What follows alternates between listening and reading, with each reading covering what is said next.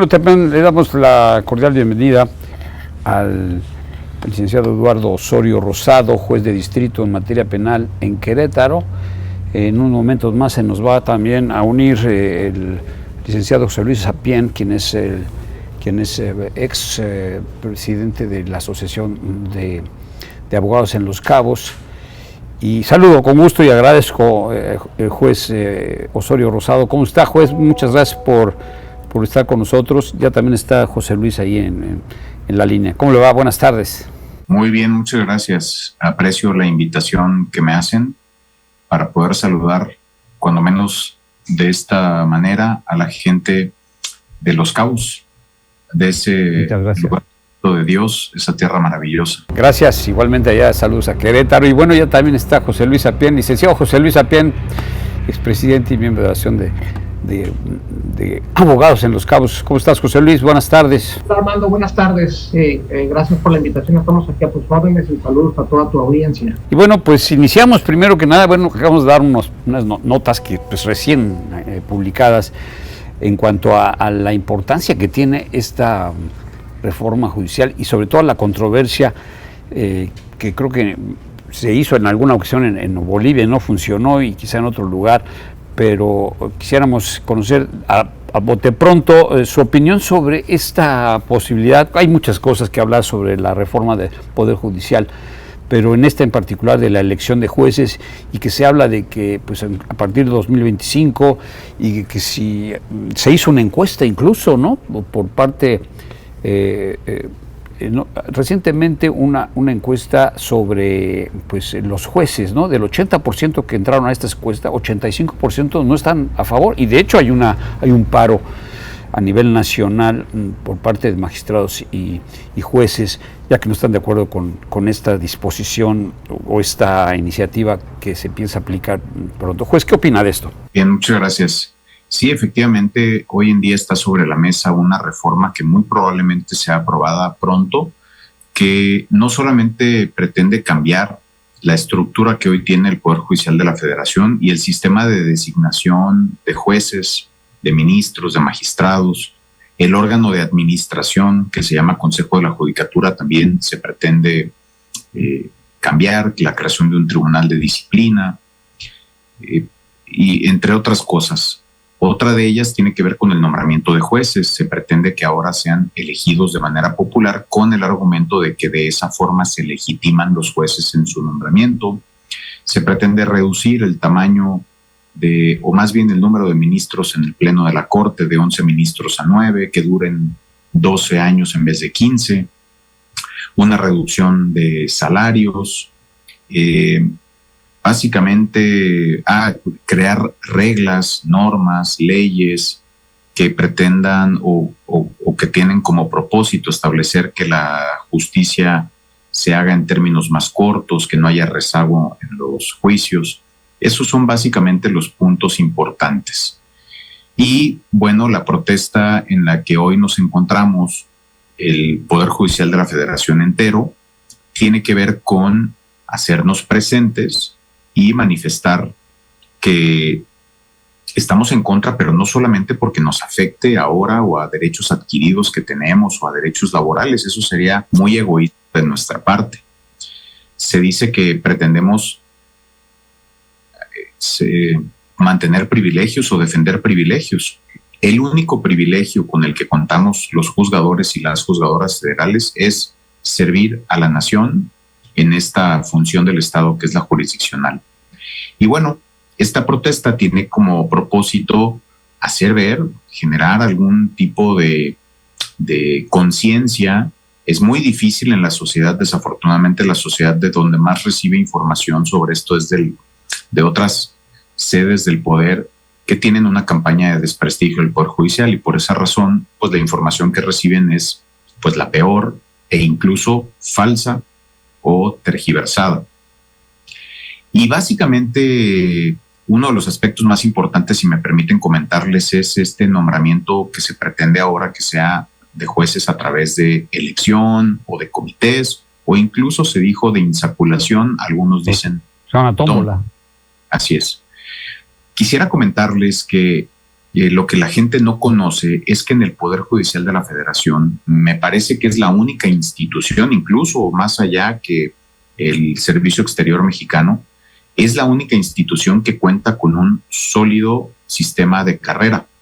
Este sistema de carrera es a través del cual se transita desde sus inicios y se llega a ser juez o magistrado hasta ese momento, hasta ese punto, pues. Ser consejero o ministro depende ya de otras cuestiones que tienen que ver con política. Pero un miembro del Poder Judicial de la Federación puede, por propios méritos, llegar hasta ser juez o magistrado. ¿Cómo? A través de concursos de oposición, donde el Poder Judicial de la Federación, cuando necesita jueces y magistrados, convoca el número de plazas que tiene vacantes y nos inscribimos los interesados.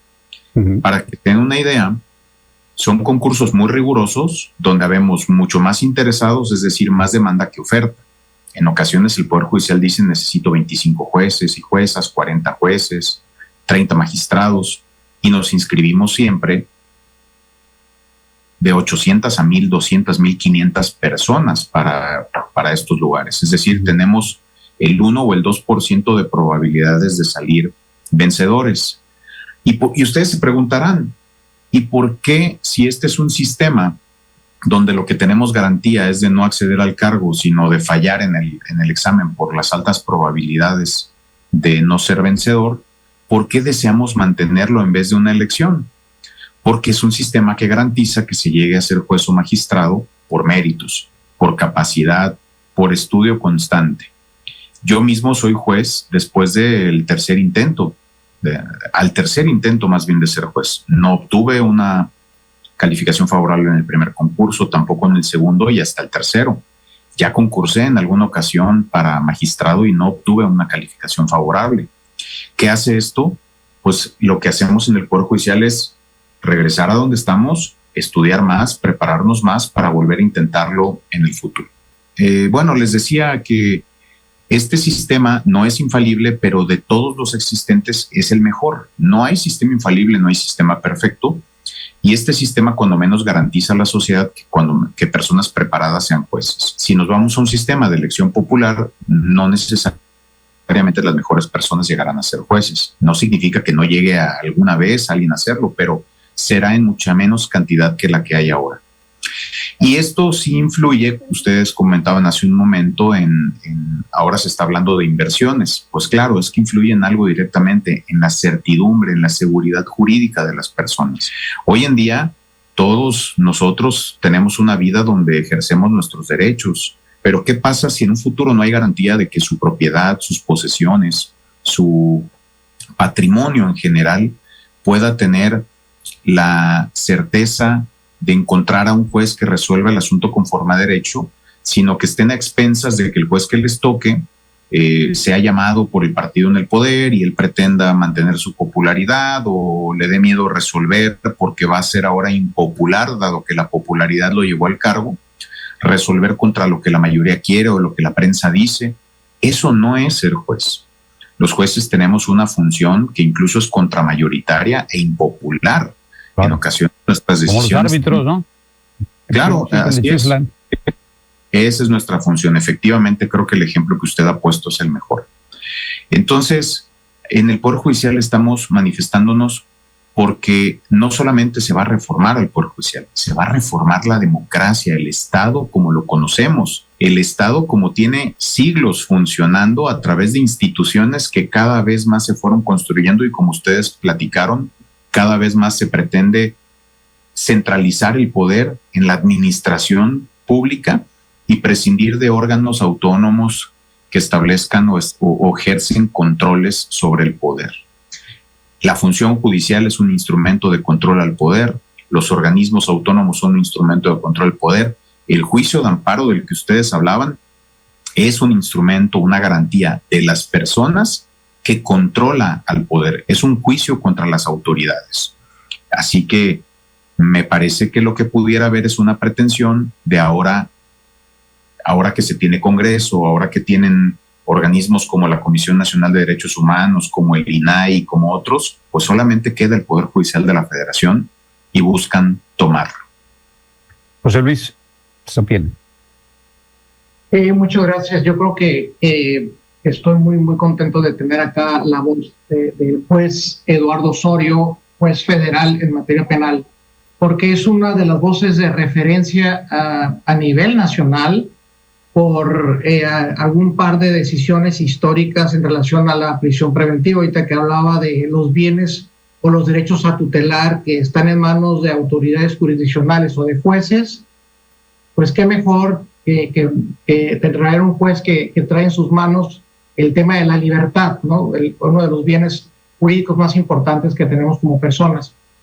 Y que el juez pues tiene más de 20 años en carrera de Poder Judicial de la Federación y pues tiene el antecedente de que efectivamente sí se cumple con este sistema de la carrera judicial, ¿no? En el que efectivamente las juzgadoras y los juzgadores y de todas y todos los que pertenecen al Poder Judicial de la Federación, pues que efectivamente aplican, participan, se capacitan constantemente y están constantemente, como lo acaba de decir su señoría, participan para poder acceder o a accesar o a obtener un cargo de titulares como jueces o juezas o inclusive magistrados, que es el caso de su señoría.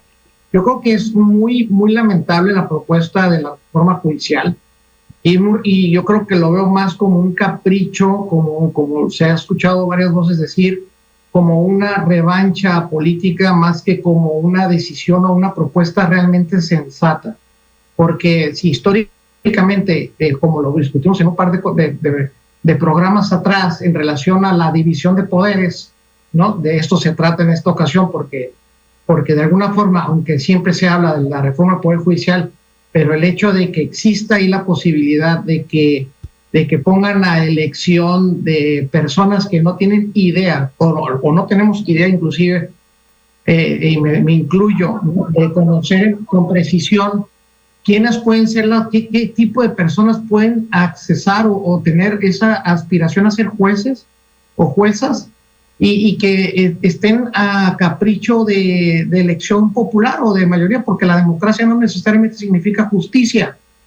Entonces sí es un tema muy delicado, Armando, que qué bueno que aceptó la invitación del juez Eduardo Osorio para que venga a comentarnos.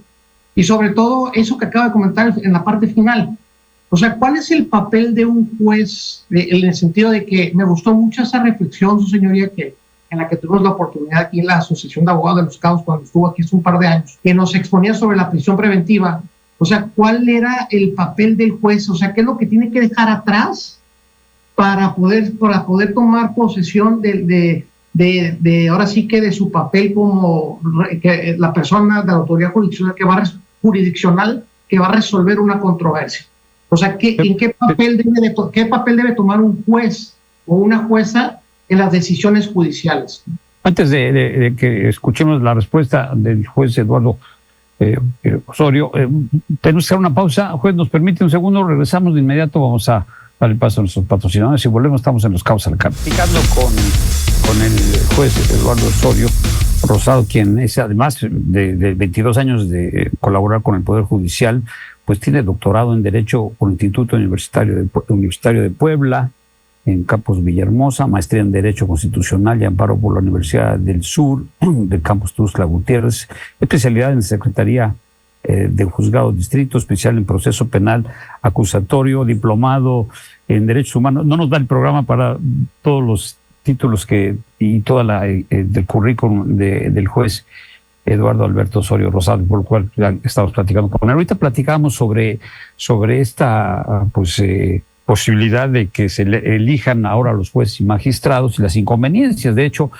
ahorita fuera del aire platicábamos sobre una reforma que incluso Estados Unidos protestó, en la reforma laboral, porque podría afectar las transacciones comerciales de nuestro socio principal y viceversa. Somos uno de los socios más importantes, si no el más importante de Estados Unidos, juez. Y en ese sentido tiene consecuencias, y por eso esta nota que leíamos pues tiene que ser considerada, pienso yo. No sé cómo la ve usted. Sí, claro. Si ustedes buscan simplemente en Google, en la página de la Secretaría de Economía, y ponen inversión extranjera, verán que una de las acciones del Estado es precisamente buscar la inversión extranjera. Tú no puedes estar buscando inversión extranjera que va a servir para inyectar capital al país, para ponerlo en movimiento, sin darle garantías a quienes inviertan de que va a haber certidumbre en que sus inversiones estarán seguras. Sus inversiones no solamente en capital, sino en infraestructura, en capital humano, en cualquier tipo. Una reforma de este tipo, donde ahora vas a tener a jueces por elección popular, seguramente con afinidad a grupos o ideologías políticas, pues lo primero que hace es afectar la certeza jurídica de estos inversionistas extranjeros. Estados Unidos es un país que tiene recursos que destina para diversas acciones democráticas en distintos países. En el caso de México, cuando se implementó la reforma penal, Estados Unidos fue un aliado de México e proporcionó recursos para la implementación y consolidación de la reforma. En el caso de la reforma laboral de 2017, que se concretó en 2019, Estados Unidos también fue partícipe.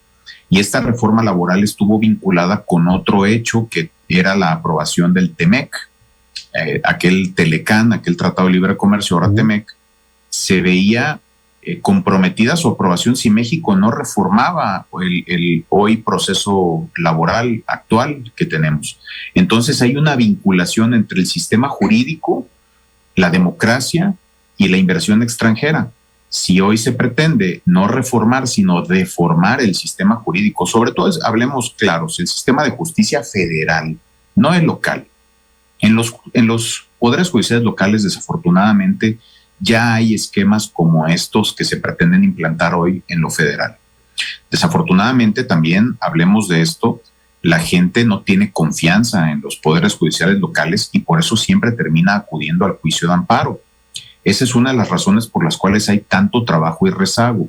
No se puede resolver el problema del rezago creando una ley que diga que ahora resuelvas en menos tiempo. Se resuelve ese problema de rezago fortaleciendo en primero, autonomía e independencia de fiscales, de fiscalías y de poderes judiciales locales.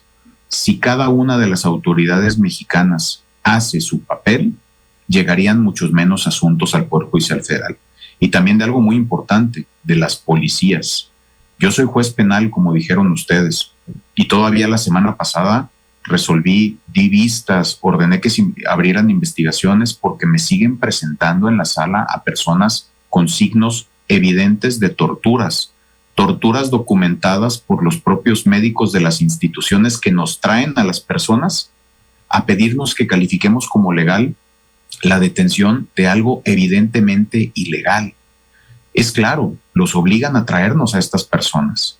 Los fiscales no tienen autonomía, no pueden ejercer su función y nos traen a calificar detenciones sumamente ilegales.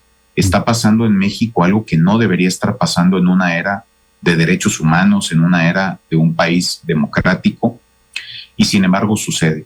¿Y saben qué pasa como conclusión a estas historias que les digo? Estamos los jueces. Estamos los jueces para decir, hasta aquí llegaste. De este punto no pasa este acto ilegal. Y ordeno que se hagan investigaciones. Y yo en mi caso ordeno no solo investigaciones a nivel nacional, sino doy vista a organismos internacionales dedicados a la investigación de la tortura para que se haga. Desafortunadamente hasta el día de hoy no tengo una sola noticia del éxito de estas investigaciones, pero ahí están. ¿Quieren venir al Centro de Justicia Federal en Querétaro y les muestro las audiencias? Adelante, son bienvenidos. Lamentablemente siempre el tiempo es nuestro verdugo, Kai, pero sí estamos preparando una especie de podcast donde tengamos pues el espacio para conocer más sobre todo este tema que es de interés público sin lugar a dudas. Finalmente nada más le preguntaría, porque el presidente López Obrador dijo algo de que pues tienen el derecho al paro y de labores, la libertad de expresión, la libertad de manifestarse, pero también la presidenta electa, Claudia Sheinbaum, dijo que pues sí que tienen el derecho al paro, pero no van a gozar de sueldo. ¿Qué afectaciones les puede dar a los que pues decidan hacer lo que ya están haciendo muchos, el paro? ¿Tienen derecho a sueldo o van a pues dejar de percibir lo que ingresan por esta actividad? Pues no conocía esta declaración, pero aquí me parece que hay una clara manifestación de estas injerencias en otros poderes. El Poder Judicial de la Federación es un poder autónomo e independiente y el Ejecutivo no puede decir no va a haber sueldos, ¿no? Es una seña precisamente de todo lo que quieren controlar. En el Poder Judicial de la Federación estamos en un paro, pero no en una suspensión total de actividades. Yo estoy aquí en mi oficina atendiéndoles. El día de hoy tenía 2 audiencias urgentes. Estamos de guardia recibiendo asuntos urgentes. Simplemente no estamos resolviendo asuntos ordinarios no urgentes, pero la gente cuenta con el servicio de administración de justicia siempre. Somos como el área de urgencias de un hospital. Claro. No puede cerrarse. Entonces, pues no podría haber tampoco privación de sueldos si finalmente sí estamos haciendo nuestra función. El paro y a otras actividades, pero no las esenciales, y estamos trabajando. Y qué bueno que les genere estos comentarios, porque quiere decir que les está generando cierta incomodidad, que es precisamente esto, generar algún tipo de diálogo con ellos que no se permite de cualquier otra manera, porque lo que se termina haciendo es simular escenarios de diálogos donde no hay en realidad un efecto por lo que nosotros podamos proponer. Pues juez Eduardo Alberto Osorio Rosado, dejamos la invitación para poder tener más espacio, porque lástima que no lo tengamos en este momento, pero lo tendremos si nos lo permite, porque creo que vale la pena, los que somos neófitos en muchos temas, sobre todo técnicos, que tienen que ver con la justicia y la reforma que vendría a afectar sin duda alguna la democracia, por más que digan que no, y sobre todo el sistema, o sea, los casos, el que tengan que renunciar y volverse a posponer sin campañas, en fin, hay mucho que hablar. Por lo pronto, pues es lo que podemos ofrecer en este momento a nuestro queridísimo público que nos sigue, pero aquí el juez espero que ya lo estoy comprometiendo a que hagamos esta conversación con personajes que tengan que ver con el Poder Judicial. Muchas gracias, juez. ¿Algo final que quisiera agregar? No, al contrario, agradezco el espacio. Por supuesto, no me extraña que el licenciado José Luis Sapien, un jurista siempre preocupado por los temas importantes, haya colocado aquí sobre la mesa esto para que se difundiera y conociera. Y yo, en nombre del Poder Judicial de la Federación y de mis colegas, agradezco también el espacio para que la gente conozca un poco más esto. Y también para hacer una invitación a ustedes y a la sociedad en general. Vengan a nuestras salas de audiencia, pregúntenos, cuestionennos, entérense por nosotros mismos y por ustedes mismos de nuestro trabajo. No dejen que nadie se apodere del discurso de lo que hacemos en otro poder distinto de donde le están diciendo las cosas. Que nadie le diga, que nadie le cuente. Nuestras puertas están abiertas, pero desafortunadamente nuestras salas de audiencia están vacías. Necesitamos que vengan, que entren como público, que es su derecho, y conozcan nuestro trabajo. Muchos comentarios, les van a decir que muy interesante, muchas gracias. Saludo a Dorita Hidalgo y en fin, hay varios que no me daría tiempo de comentar, pero hay un interés indudable en la sociedad, porque pues sin justicia pues no hay sociedad simplemente. Y hay una reforma que puede convertirse, como usted lo dice, en deforma, pues estamos fritos. En fin, gracias juez, que la vaya muy bien. Buenas tardes. Es el juez el juez Alberto Eduardo Osorio Rosado, quien pues tiene una gran experiencia y ya lo estaremos convocando en otra reunión. José Luis, ¿algún comentario final antes de entrar a comerciales? No, pues nada más agradecerte, Armando, de que podamos nosotros manifestar y utilizar este medio para que efectivamente nos sumemos a la protesta de las compañeras y compañeros del Poder Judicial de la Federación en contra de esta reforma lamentable. Muchas gracias y gracias al juez Eduardo Osorio por haber aceptado esta invitación. Un abrazo, juez. Que la siguiente sea en Los Cabos, por favor. ¿Verdad? Yo creo. Por lo menos al nivel del mar, la vida es más sabrosa.